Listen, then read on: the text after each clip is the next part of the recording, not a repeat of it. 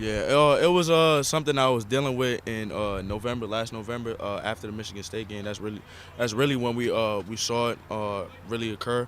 So like I was just working through it throughout the entire last season, and when we came back for winter workouts, we tried to see if I could work through it and stuff like that, but I really couldn't. So we just decided that in April that I would have my surgery, and we knew it was going to be a close call for me to come back before the game, but it was just credit to our media, medical staff, uh, Reno, Collins, and all those guys, and credit to D-Bell. D-Bell, he talked to me a lot during those times and made sure that my head was straight. So I'm thankful for him for doing that.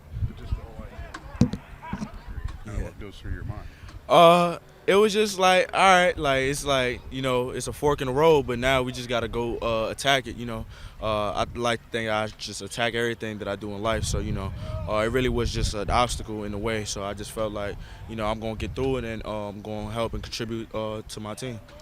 Jeff mentioned that he was really pessimistic, even if you'd get back for camp. Yeah. And then obviously getting back for the season. What allowed you to get back in such a timely fashion? God, I ain't gonna lie. God, and thank my parents that I got good genes. I can't really explain why I came back so early. Just like it was a testament to God. Keeping my faith in Him, and just my parents for having good genes. Talk about some of the stuff David Bell told you. Yeah. David, he just like, he always checks up on me. Me and David been close since I first got here, so he always just checks up on me, made sure that I was all right. Like if I needed help with anything, he made sure that I was good. So like, he kind of knew what I was going through, like just like trying to get back and things of that nature. So he always just kept my head up, had my eyes in the right mind, and had me in the right mind frame for real. What was the problem with your hip? So I basically had the cartilage in the front of my hip decayed, so they had to take out the cartilage, and I had a stress fracture in my hip that they had to close. What was the rehab process like for that? It was just really just a lot of strengthening in that area. So a lot of hip mobility, things of that nature. It was really just like as much as I could tolerate at that point. So like we just kept going until I can tolerate it.